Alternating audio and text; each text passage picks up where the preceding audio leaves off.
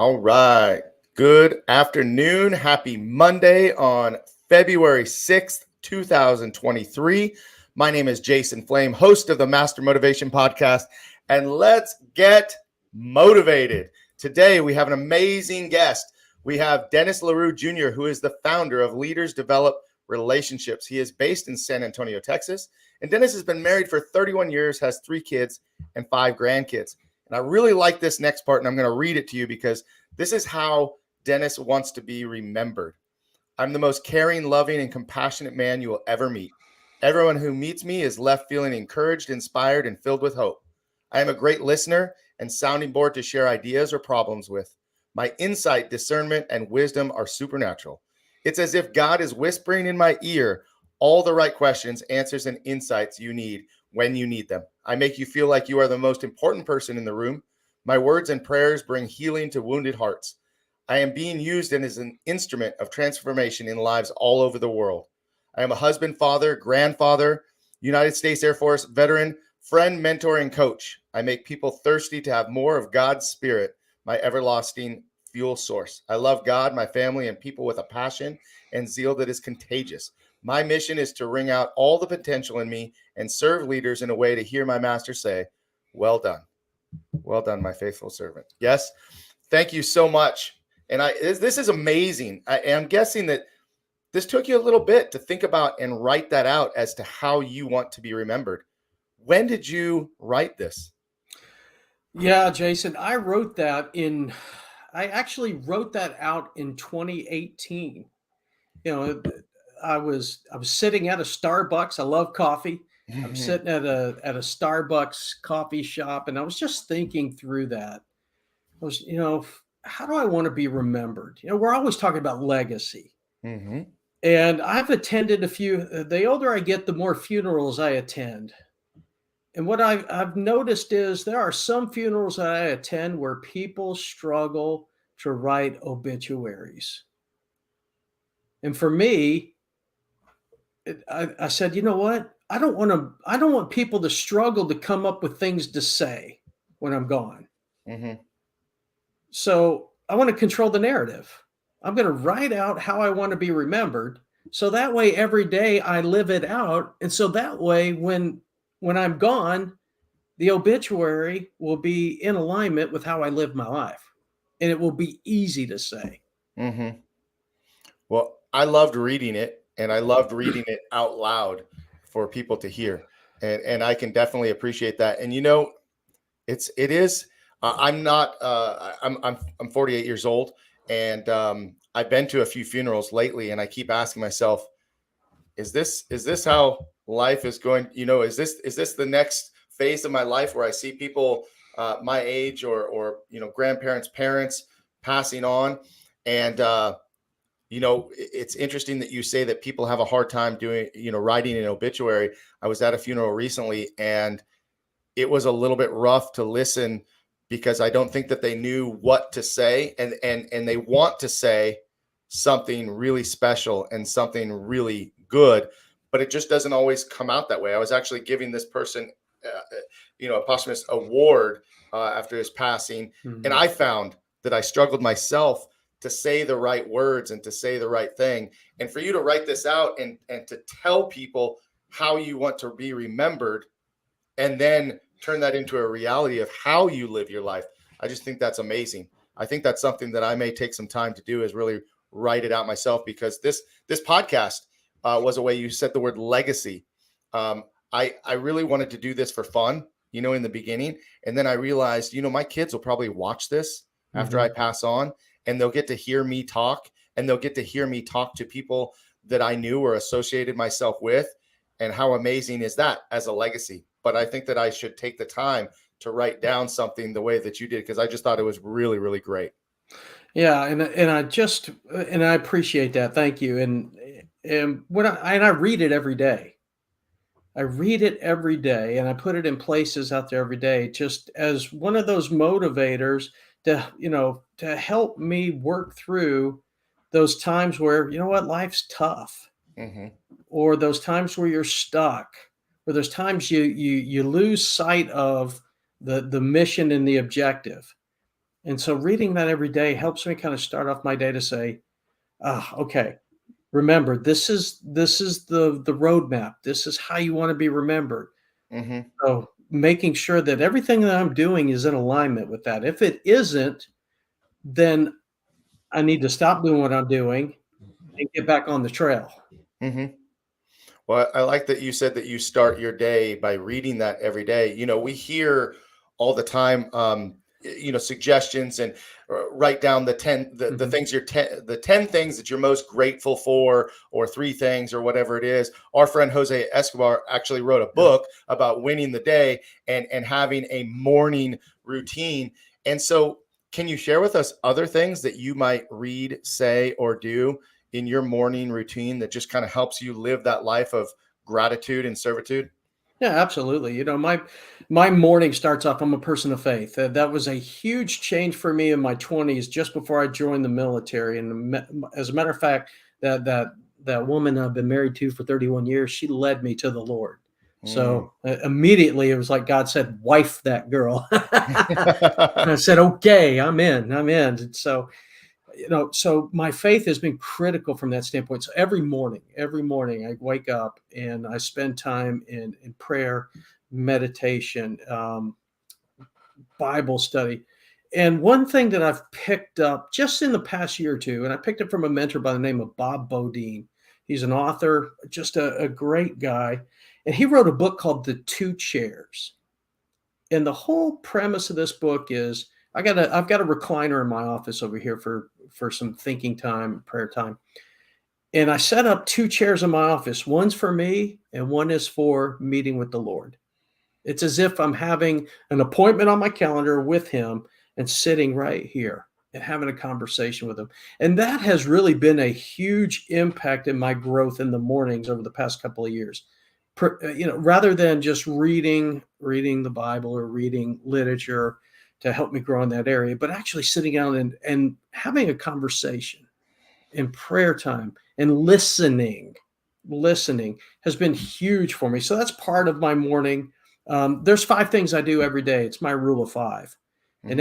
every day I write, which will be like journaling, notes, preparation, insights, ideas. So I write every day. I read every day, reading the Bible, reading books to help me grow.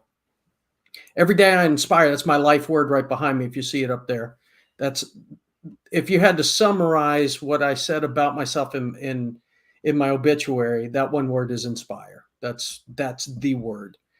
And then every day I network, meaning I spend time building relationships. That may be people like you. This is networking right here, Hmm. or quality time with my family.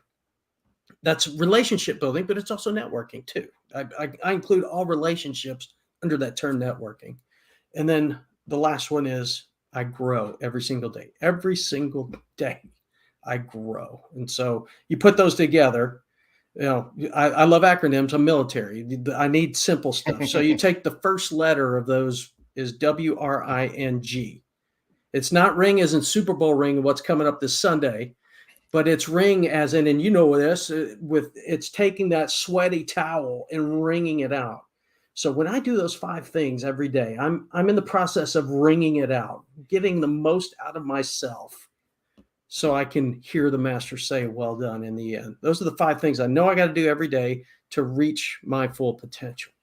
Well, that's awesome. That's really great. This is a great way to start off this interview today, by the way. And I'm just curious, who's watching out there today? If you're watching live, and if you have any questions or comments as Dennis and I are talking, please drop those comments and let us know that you're there. I know that we had one comment. And by the way, if you're in my Facebook group, it's going to come up as Facebook user. So please just mention your name in your comment as well, because sometimes I don't know who is making that comment here on StreamYard.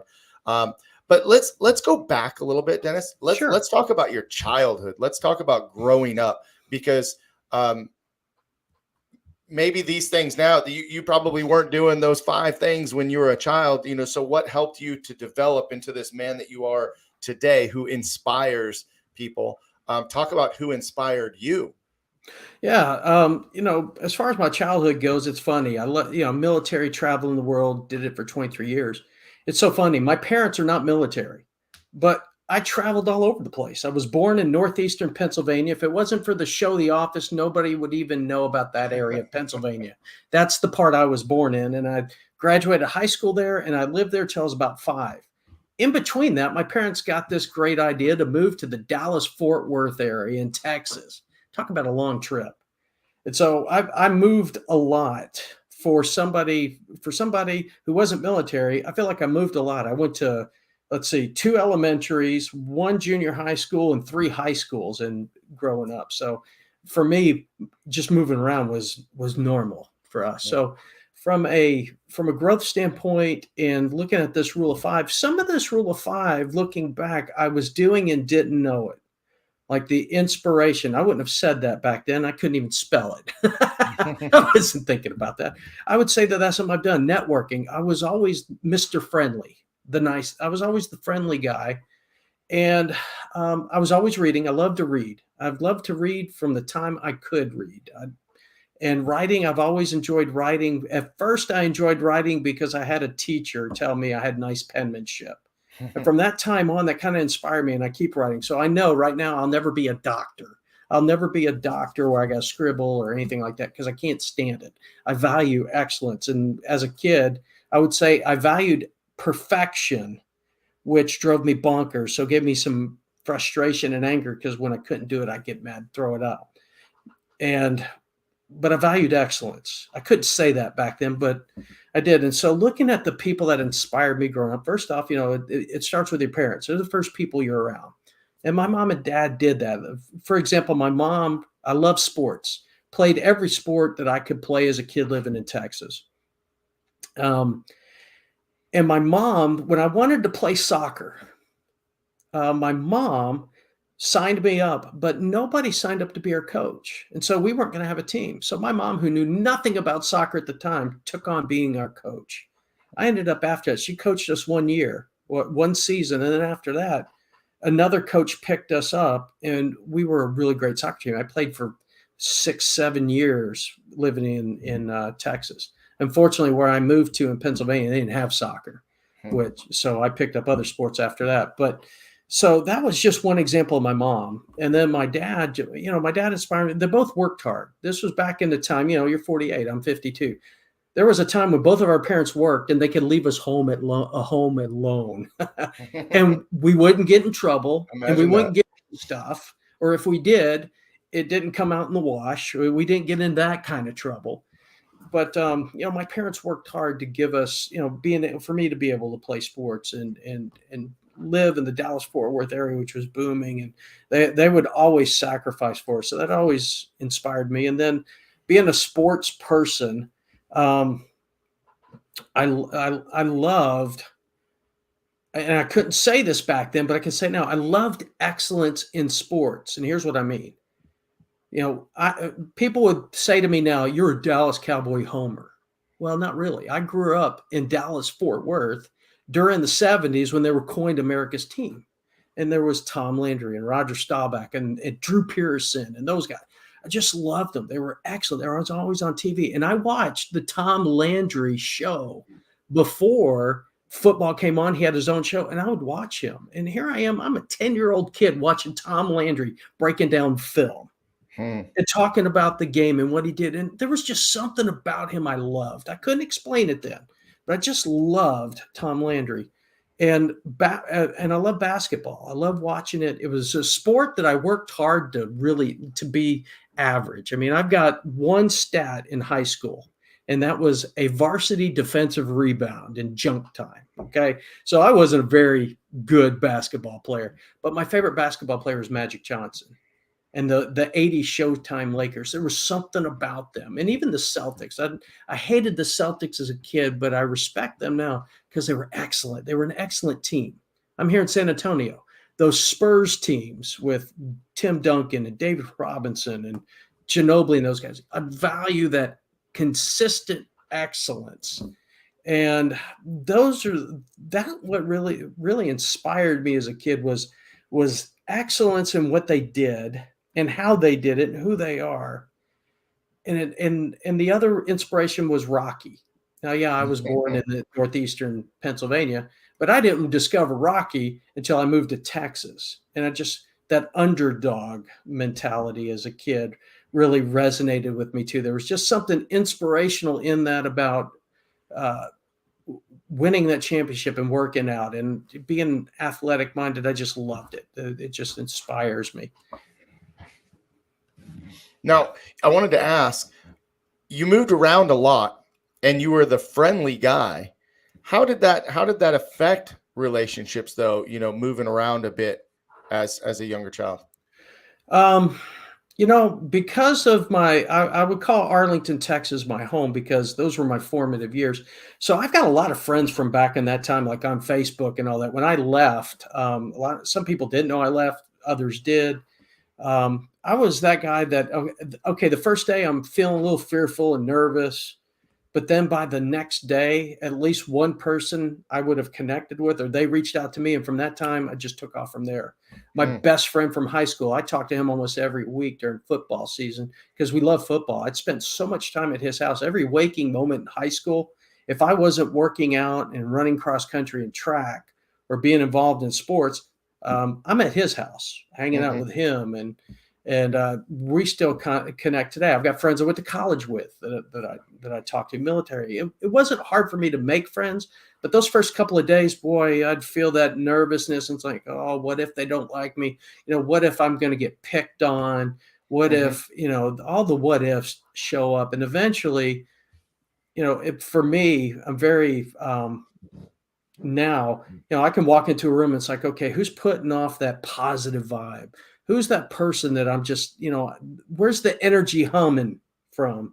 And I'll go over to that. Back then in high school, it was more of, who's looking at me and giving me that look like, hey, I want to get to know him, or who's that person that says, ooh, that's a guy who's a guy that's looking at me like, ooh, fresh meat. Well,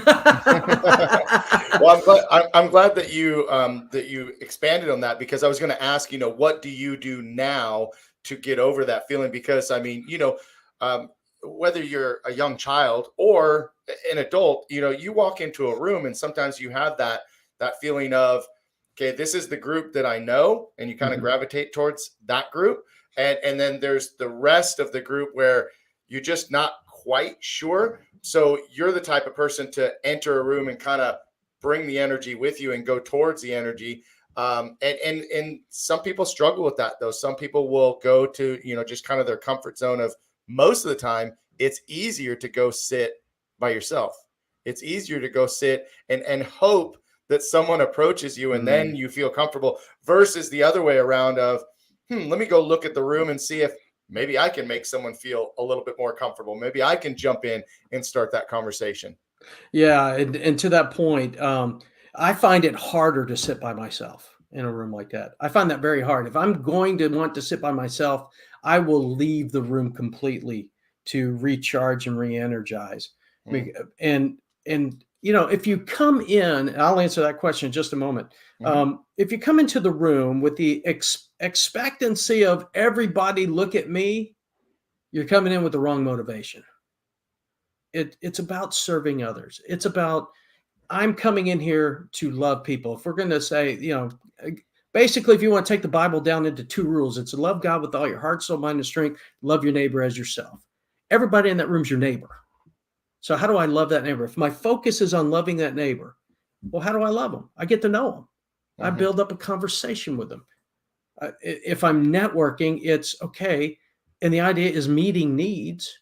Loving is meeting needs. Maybe somebody there says, hey, I need a referral. Hey, do you know so-and-so? Well, yeah, I do. Can you make the connection? Or it could just be, hey, you know what? I'm just going through a rough time. Can you pray for me? Would you send up some positive vibes? Absolutely, I'll do that. That's me when I come into a room. Or if it's an engaging conversation, hey, if I can add to the conversation, add value, awesome. If not, then I'll just soak it up, because that's part of my G every day, to grow. It's a growing conversation. I'm just going to listen. If I can add salt and pepper to it, I will. But if not, then I'm just going to sit there and enjoy the meal. Right. Good stuff. Let's answer this question. We got Carl who's watching, and he wants to know, what inspired you to join the military?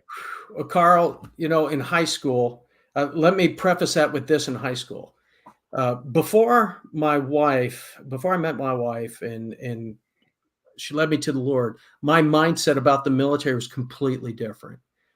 I didn't want to join the military, but then we had this recruiter in our area. At this point, I'm in high school in Pennsylvania. I got a recruiter that is just bugging the snot out of me. Okay. You know how they are. Hey, that just it's like, it's like being in sales. When you got a hot lead, you're going after them. Mm-hmm. And I was getting lots of touches from this recruiter. And finally, I said, you know what? All right, Mom, Dad, can I invite the Army recruiter to my house, to the house? Mom and Dad were ecstatic. They're like, oh, finally, he's making a good choice. No, I invited him to the house because I knew once he got to the house and at my table and dressed up in his nice greens and gave me the spiel, and I said no, he'd leave me alone. That's exactly what happened. I knew I had to give him the opportunity to give me his best so I could tell him no, because he wasn't taking no for an answer at the time. So let's fast forward. Okay, after my freshman year of college, where I was running cross country at a high level in Division III, I was doing great in cross country and track. Here's the problem: I was running from class, not to class. And so my GPA, if in baseball was an earned run average as a pitcher, I'd have won the best pitcher of the year award that year. That's how low it was. I didn't give up a lot of runs, and I wasn't getting the grade. I didn't get many high grades either. So after that freshman year of college is when I moved back to Texas because my parents moved back, and that's where I met my wife. So here we are. We're married, got my daughter. My oldest child is on the way. And at this point, I'm thinking, at this point, we're like, what? I'm working at a grocery store and I'm moving up slightly, but you know what? I'm living in an apartment with 70s colored furniture that was included in the apartment. And I got a baby coming and I got to take care of my family. And I'm thinking of benefits and I'm thinking of healthcare and I'm thinking the bigger picture. This is a long-term commitment here.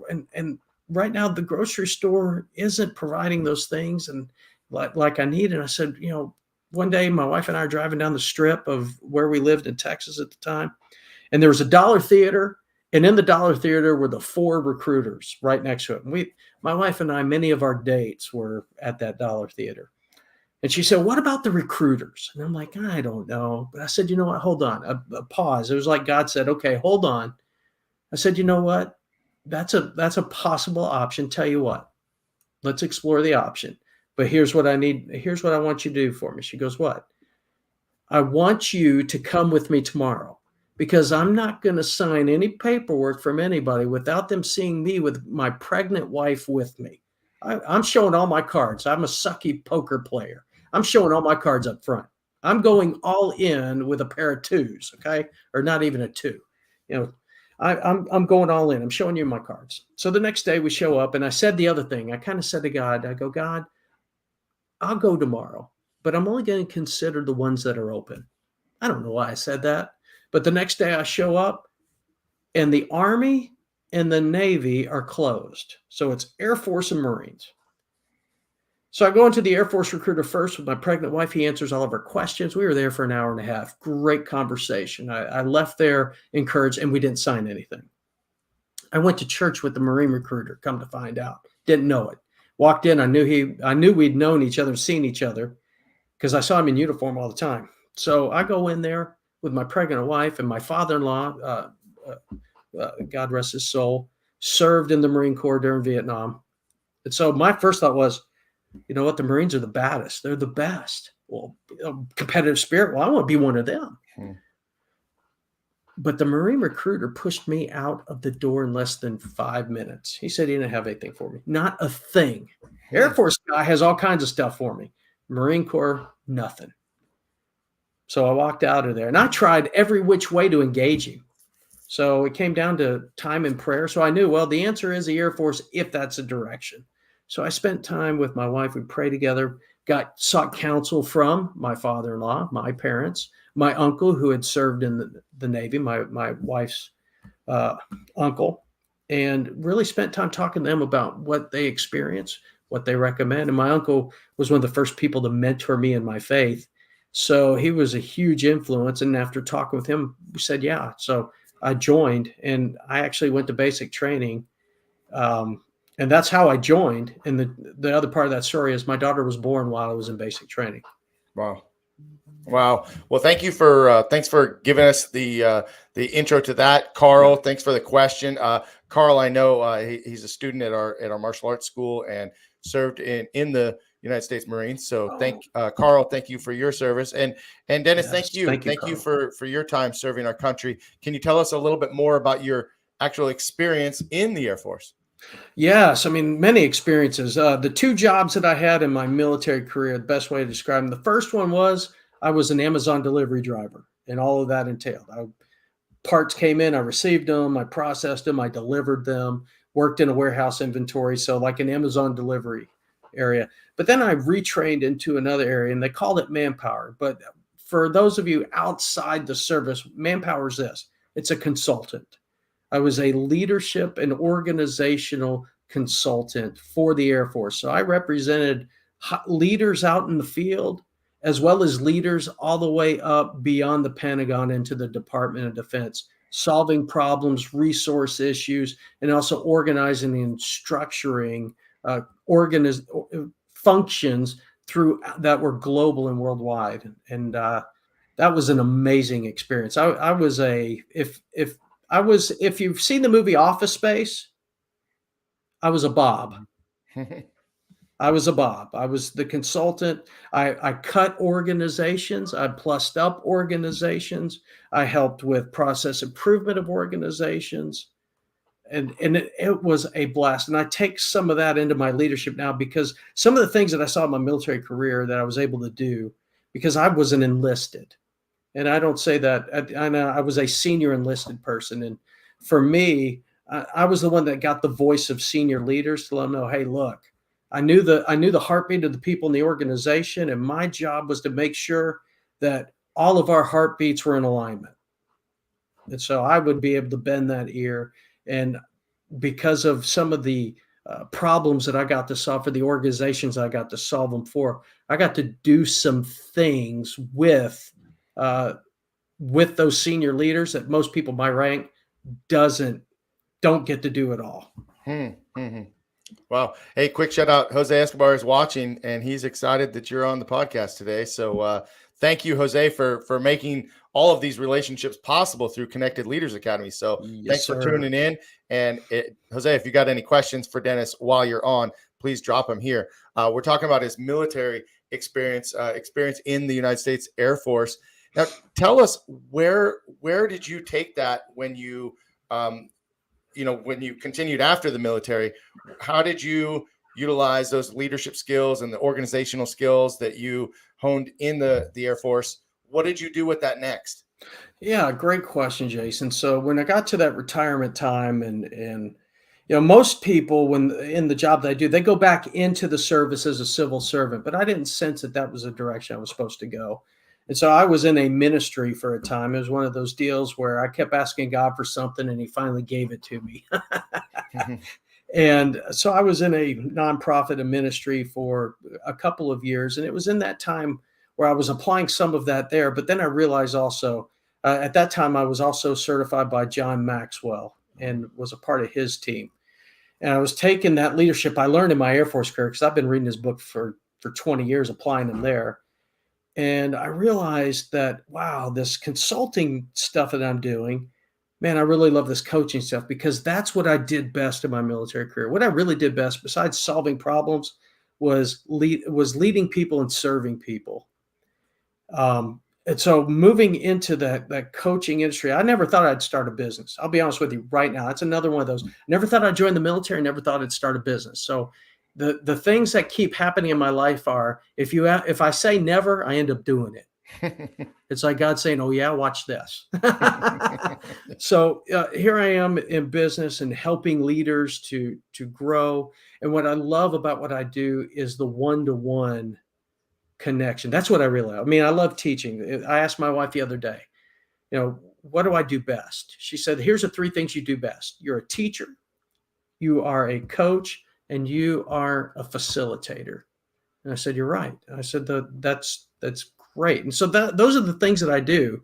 including the consulting at times and the mentoring piece. So that's what I'm doing right now with leaders, whether it's individually. I call it like this. In the military, we have this term called cradle to grave. And in leadership, for me, I'm a cradle to grave leader. I coach leaders as they get started, mentoring and teaching them. I know where they're at in the middle of their career, helping them make that leap from the middle and how to influence above. If they never get to the top, how they can influence the top and have impact at the top without having the rank of the top. And I've also helped leaders in the C-suites to work through things that they need to work through that they can't work through with the people that are around them, because we all need that outside third party that can speak into our lives, that we have that safe space to be that sounding board, like I mentioned in my obituary, having that sounding board to bounce things off of without the fear of losing their job or negatively influencing their organizations. And so that's how I've used all of that. And I got to do that in some pretty cool places in my military career. And I've got to do it in some pretty cool places since I retired too. That's awesome. Very cool. Hey, Jose wants to know, just kind of quick segue here. What are you currently reading? What are your top 3 books of 2022? Yeah. I'm guessing that his book is one of them. Jose, I'm waiting for your book. I did purchase it. It's coming. So I'm looking forward to that book coming in. Let's see, top 3 books from 2022. Let's see. Well, The 15 Invaluable Laws of Growth by John Maxwell is my favorite. I read it every year. I would put that on my list just because it's that impactful. I've read it 18 times. Wow. Of course, the Bible would be the top 3 book as well. But, a lot of people in faith will say, well, the Bible. That's a given. That's a given. So books outside of the Bible, that is one. Business Secrets from the Bible by Rabbi Daniel Lapin. I am absolutely enjoying that book. I haven't finished it, but I started it in 2022. So I'd add that as number 2. And then number 3 off the top of my head, what would it be? Top three. I'm trying to think of the other book. The third book is, I'm looking at my library just real quick. It would be this book. It was by John Gordon and Alex Demzik, called The Sale. I like John Gordon's books. This one was about trust. It looks like it's about selling because it's the sale, but actually it's about trust. And I really loved it. It was a great read. Well, I'm going to have to ask you, Dennis, after this interview or at some point during the interview, if you have access, if you can type those titles into the comments, that would be amazing, because I think that people that are watching this podcast, whether they're watching live now or watching later, always looking for great book recommendations. So thank you for that. And I love, one of the things that I started reading last year was John Maxwell's Daily Reader. And so I'll read the day before, the current day, and the day after. And I do that every day. That's like my first read of the day. And I've been really enjoying that. But I've been reading John Maxwell for years. I've incorporated some of the books in our leadership training for our assistant instructors, even as young as, kids, 13, 14-year-old, learning those leadership tips, right off the bat. We worked through the handbook several times. So really enjoy him. So thank you, Jose, for asking the question about the books and for some recommendations. And just want to say hi to Gabby. Hey, Gabby. Gabby is on and watching. Thank you so much. We just had a great chat last week. Make sure you guys take a look at her books and her interview. And we have one more Facebook user just watching us right now. So thank you. Again, if you guys have any questions, please let us know, and make sure to drop your name in your comments as well. So we were talking about, what you did from the military, moving into some ministry work. And so let's talk about this organization now, Leaders Develop Relationships. You said you never thought that you'd start a business. How did that actually start, and what are your current goals? Yeah, great question. It started with, joining the Maxwell leadership team. I know Jose's a part of that. And when I joined that team, I was on a what's called a success roadmap call. It was a call I got to lead for the last 2 years, but I was on the call, and the person that was leading those calls, Dexter Godfrey, was going through and sharing about, how to start a business and coaching and those things. And it got me, the thought crossed my mind. I was doing a couple of masterminds for our leadership team at the ministry. So the thought was planted, but then I'm in hosting these masterminds using John's material, and just a senior leader in the team that was in the room that I value and I trust. He stopped in the middle towards the end of one, and he looked at me, he said, "Dennis, you need to be doing this on the outside. You need to be doing this for a living." And I hadn't heard that. That thought at that point hadn't really sunk in until he said it. And I said, "Okay, Lord, I got the message." And I just jumped. I'm like, okay. I just started, filled out the paperwork online, got my, all of those things. And I just jumped and started doing masterminds and doing some speaking, got some coaching clients. The masterminds the facilitating the small groups were huge. I did a ton of those, and they stayed together. It wasn't just, meet for a few weeks and you're done. I mean, one group met for 3 years. I had another group meet for over a year, another group that met for a year. And then I had coaching clients, some for 4 years, some for 2 years. So there was real connection happening. It wasn't just a transaction. Transformation was happening in these leaders, in themselves, in their teams. And it was just so amazing to watch. And so as I saw those things, coming into this year, there's a couple of heartbeats that I have. One of the goals this year, I've pivoted a little bit. COVID made everybody pivot. Mm-hmm. And for me, my pivot was where most people were pivoting into doing something. My pivot was standing pat. And the reason why I stood pat was the direction I was going, I didn't like. I didn't like where I was going. I didn't like the adjustments going on. And I value peace. And I also value trust. Well, if I'm not trusting me, well, why should anybody else? Mm-hmm. So I had to shore up some foundational areas in my own area. We were talking about, being a kid and some things about my childhood.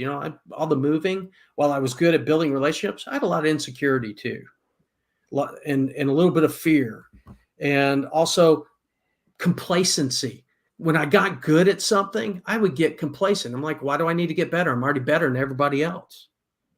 So why do I need to get better? And so I saw those things I was seeing that in my business. And I value my family. And I noticed, I had some family things that needed to be shored up. But there were some cracks in the foundation needed to be worked on. And so I worked on them. And when I got to that point, it's like, okay, foundations are fixed. Now it's time to pivot. Now, so here we are, 2023. So my goals for this year is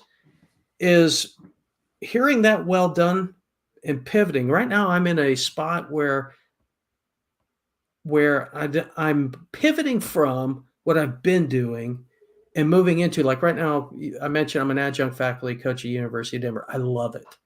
I love it. I love it because I get to do teaching, coaching, and facilitating all at the same time in the same spot. So I love doing that. And I see some pivoting for me there with my business model, working through that. Another pivot is I have a heart for sports coaches. I mentioned Tom Landry as a kid. I just love those guys, college sports coaches. And, you see them on the sidelines. And one of my hearts for them is I know that they pour into their players. And I know that they have staff so big that they bring guys like me on for the players. Who's coaching them? Mm-hmm. That's my heart. My heartbeat is who's coaching them, because we've seen in the news, you can watch your ESPNs and your Fox Sports and all those other places, and those coaches pop up. Why? Why are they popping up in a negative sense? I suspect they don't have somebody in their inner circle they can bounce things off of. So who's that person for them?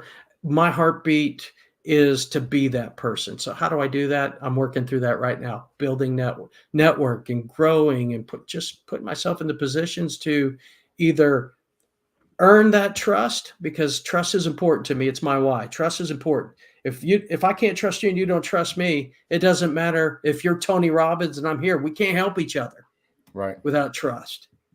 So, trust is important and mastery is important, that leads to impact. And for me, those three go in order. TMI, it goes in order.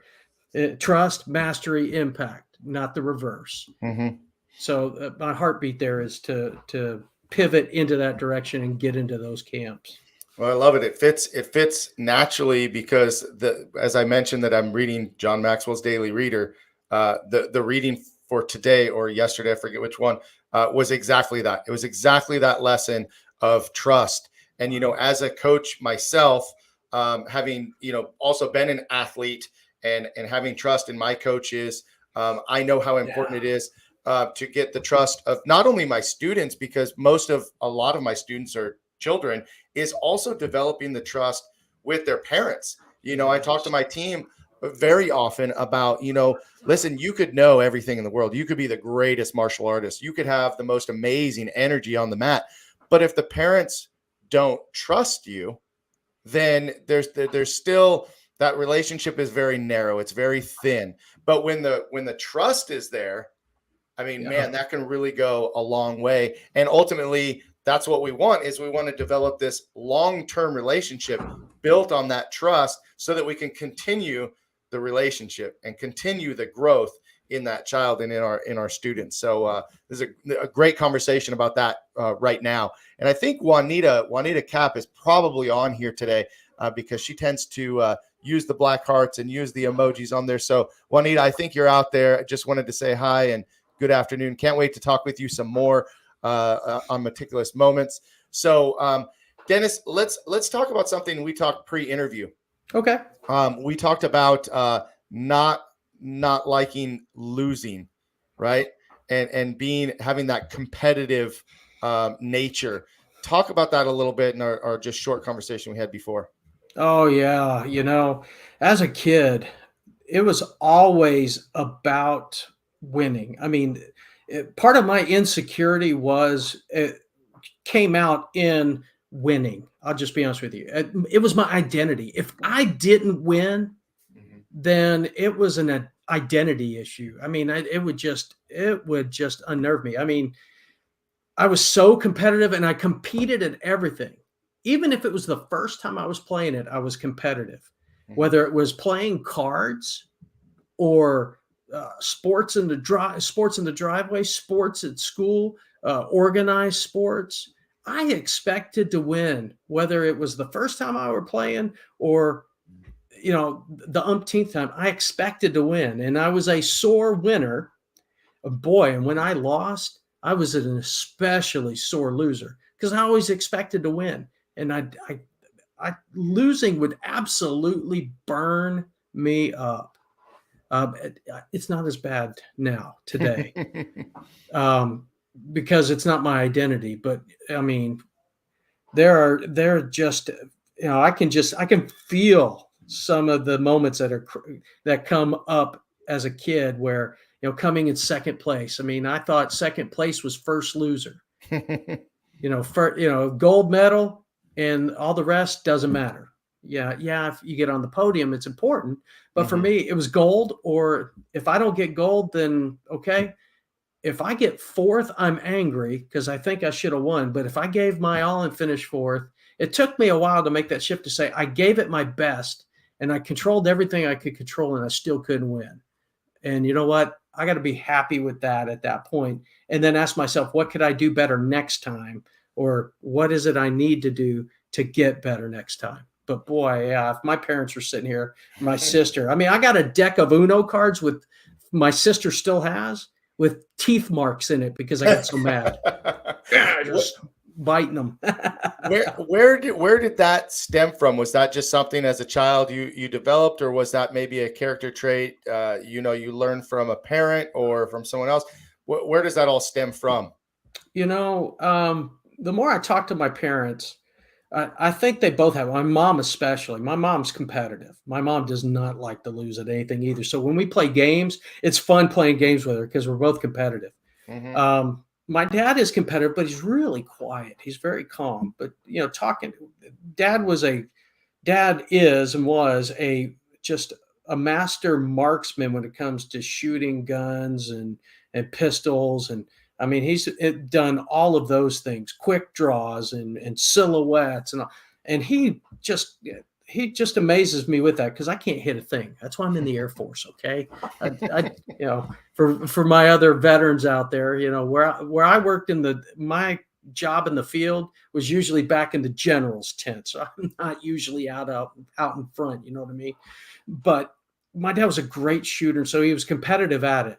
And when I was there with him and competing at times, I would go with him every now and then, and I would stink. There were times I come home with nothing because I didn't hit anything. And I was the only competitor. But my dad would compete and win his class or come in second and all that. And so I think that's where it stems from. But then I just personalize it because of the sports I played, and people would tell me how good I was. And Mm-hmm. when I was good at something, it was like, wow, it validated me as a kid. And so getting that validation was like, well, I want to win. And if it's a team, it was like, I want to be that guy that made sure that our team won no matter what. Mm-hmm. Well, I can relate to the the not liking losing. I would like to say that I'm a good loser. I mean, I believe that I can lose gracefully, but I don't like to play just about anything just for fun. It's always got to be it's always got to be a competition. And I don't know. I'm the oldest of three. And so, I was kind of always the top dog and doing things first and, doing things a little bit better just because I did it sooner, that kind of thing. Mm-hmm. But losing, man, I just, whether I'm competing in a tournament or I'm playing Monopoly, like I want to win.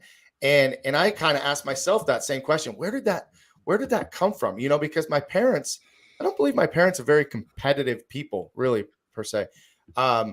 I think it's just, it does have to do with having a certain talent and having that identity of being good at things Mm-hmm. that just had to transcend everywhere in my life. I mean, I thought I was, very good at martial arts as a competitor. And so I just kind of always, because I was used to winning, I wanted to win in all areas, Yeah. and it's just, and now having a son who is, just finished up his high school wrestling career, looking to get involved in Brazilian jiu-jitsu more. And he's competed in martial arts, watching him, because I don't think that he has that same competitive feeling. He kind of, if he loses, he's like, well, Dad, I learned something. I'll get better for the next time. And he just has this different attitude. As a matter of fact, he just, competed in a tournament and did pretty well and has a chance to go to a higher level. And he's like, nah, I'm okay. I'm good. I'm ready to move on. And I have such a hard time understanding that because I'm so competitive, and I've struggled with, gosh, do I want it sometimes more than he wants it? And I look at my students and I say the same thing. Do I want it more than they want it? Is my competitive spirit so strong that I'm projecting that on everyone else? Because not everyone is going to have that same competitive spirit that I have. But I think the way that you phrased it, and how, we take our losses and we take the lessons, we learn from them, we grow from them, Mm-hmm. and we continue from there. So, I just want to kind of touch on that. And by the way, Dana Abbott, thank you. Thanks for watching. Howdy to you as well. Howdy. He's on every week. Dana Abbott, love having you here. Loved having you on the show as well. But yeah, competitive spirit. It's just, I don't know. It's just something that's there. Yeah, I agree with you. And one of the things, my three kids, a couple of them played sports, but my daughter's competitive to a degree when we play games together. But Mm-hmm. none of my kids were, all into sports like me. And one of the things that I said I would not be is that dad in the stands, because I remember a dad in the stands in baseball, and I didn't want to be that dad. Well, I Mm-hmm. told my kids, if I coached them, I'd coach them just like I coached anybody else. I got no favors, because I did coach my youngest son's soccer team one year. It was so much fun doing that. But I also said that I wouldn't be that dad that would ream the coaches or yell at the officials, or just uh, you know it would be an embarrassment. I didn't want to be an embarrassment to my kids, and Mhm. I didn't want to push them in ways that they didn't want to be pushed. And my kids enjoyed being a part of a team and a part of sports, but they also were quick to say, you know what, I don't want to do this anymore. I'm like, great, what is it you want to do? Go do it. Mhm. So I got a son that wanted learn to play music, and he could play by he played by ear. I got a son that plays a guitar by ear, no lessons, just picked up and plays well. And my daughter is actually an entrepreneur, selling cat toys and doing great, and being able to live in California off of that. I mean, that's incredible. And my youngest son is has so many talents and wants to be a chef. And so those are skills that the business side I may have to learn from my daughter pretty soon on business. You know what I mean? But my two boys, I'm like, you know what? That's pretty awesome. Those are what? I don't cook very well, and I certainly don't play music very well, and they make fun of me when I sing. So I support them to be the best at what they're doing and how they do it, and to achieve whatever success and greatness looks like for them. I'm their biggest cheerleader.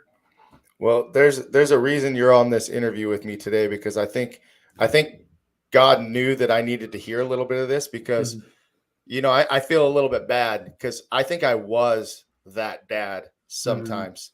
I coached both of my kids in sports when they were younger, coincidentally because they weren't going to have a coach a couple times. So Yeah. it's like, well, if you don't coach, they're not going to have a coach. So I would step up. That's kind of how it started with my daughter in soccer. I knew Yeah. nothing about soccer, did not know soccer at all, still don't.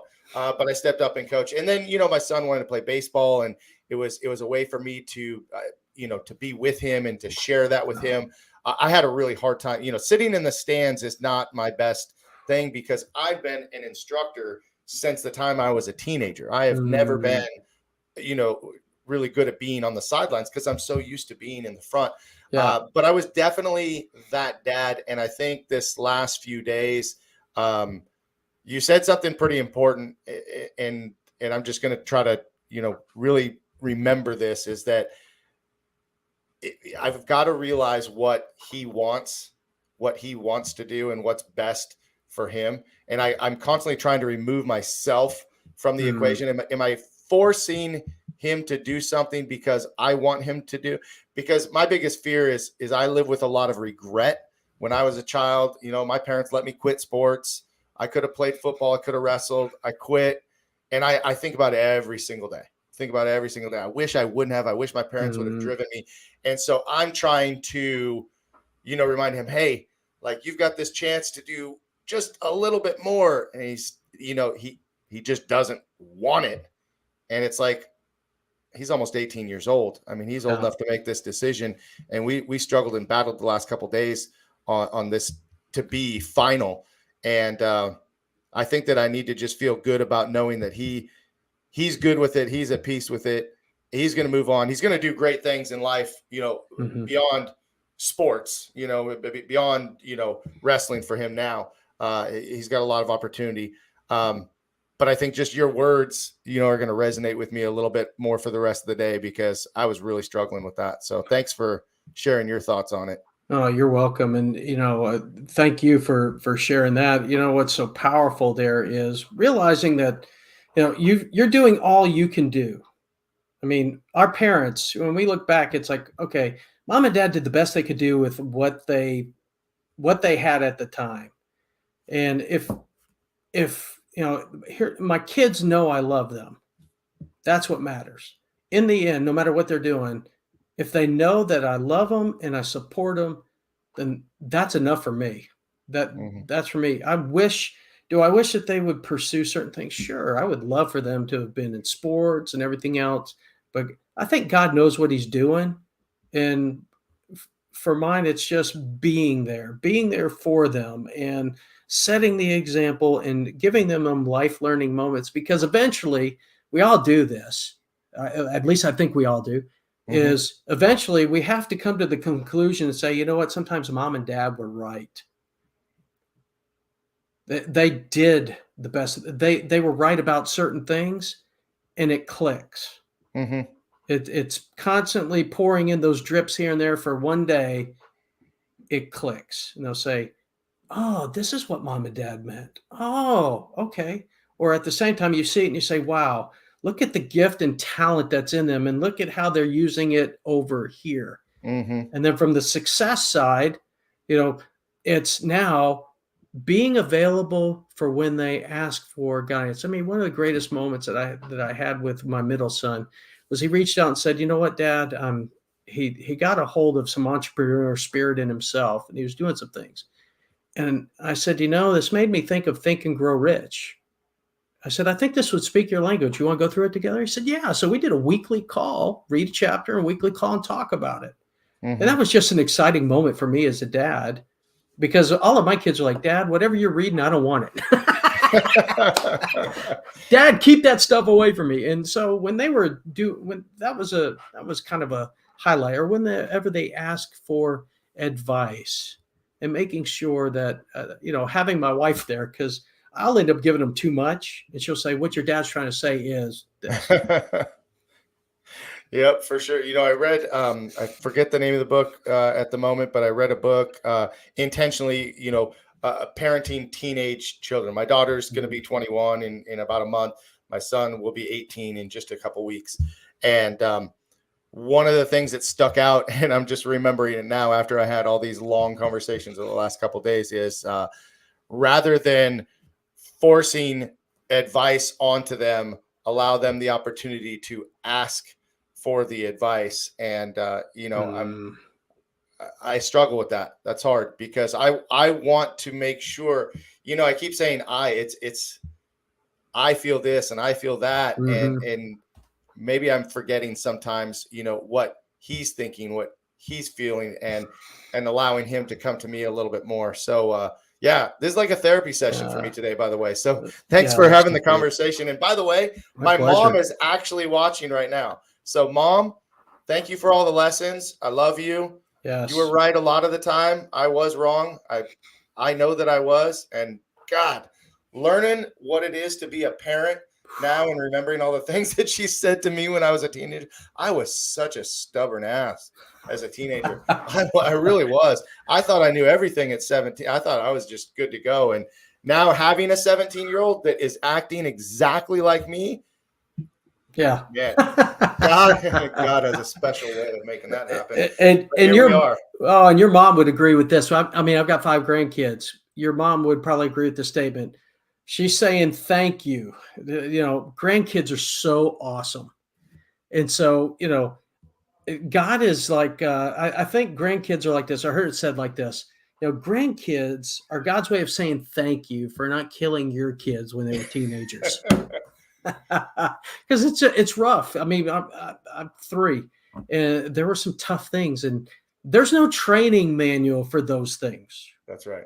I mean, other than your faith and what you've learned and what you saw modeled for you, and then being able. I think the toughest thing is to ask for help. And if there's one thing I picked up was when I got to that point where I needed help, I always asked for it. I always asked for help, which is tough for me to do. I'll just be honest with you. I always want to have the answers. I always want to have the direction to go. I always want to have the book resource and have it digested. I want to be my own CPU, so to speak, my own AI and everything. But there are times when, that's when God says, wait a second, you weren't meant to do it alone. I was reading about that today with Moses. Moses' father-in-law said, hey, why are you doing all this? You need to delegate this. And it just reminded me of that today. It's like, okay, you're not meant to do all this alone. Go get the help you need. There's no stigmas attached to it. Getting help is saying, hey, I'm human. Well, sometimes as leaders, it's so hard to ask for help because we feel that we're at the top and that we'll let people. If we ask for help, it almost seems as if we're weak, and it's hard to admit that we can't do it on our own and bring others to the table. But at the end of the day, to be successful in anything, everybody needs a team to bring them along. Whether you're at the top, the middle, or the bottom, it's the team that helps bring the success. So yeah, I struggle with that myself, asking for help, because I feel like, as a father, as a provider, as the owner of my business, I'm supposed to have all the answers. I'm supposed to be strong enough. I'm supposed to, and at the end of the day, that's why I'm married to the best wife on the planet, because she helps make me stronger and helps lift me up. It's why I have a great staff of instructors that helps make my school better than I could do it all on my own. And it's a tough lesson, but something we all need to remember. Well, asking for help for competitive people is the equivalent of losing. And that's a belief system that we have, a limiting belief, and it's not. Actually, asking for help is getting that backup quarterback into the game. It's, hey, I'm a quarterback, I can't tackle, I need the linebacker to do that. It's using the skills and talents and abilities of those around you in their strengths as they're uniquely designed to help offset where you're not. And then you come together and do this versus this. Right. Right. Wow. Well, hey, this has been a heck of a conversation. I can't believe that an hour has passed by already. Guys, listen, if you're watching live and you have any questions, any thoughts, anything you want to drop before we wrap things up, please put your comments in now. Or if you're watching this later on a replay and you got any thoughts, comments, questions, post them in there. Dennis and I will be checking this, and we'll also be looking forward to Dennis's 3 recommendations on his books in the comments as well.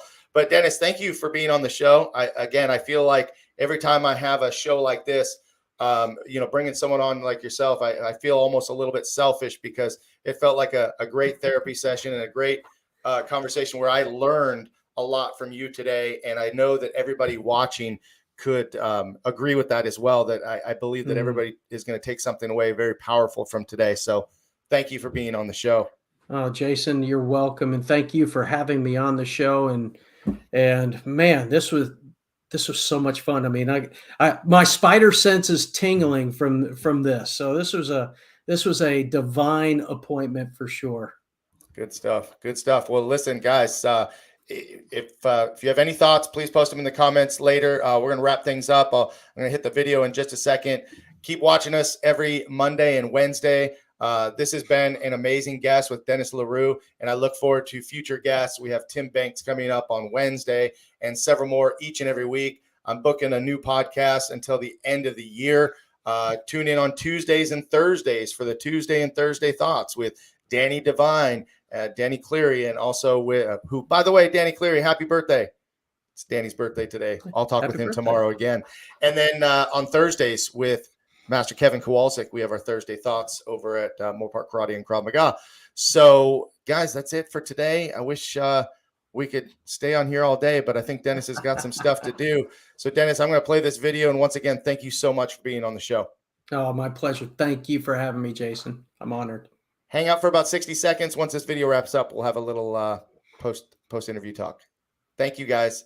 Go out and make it a great day.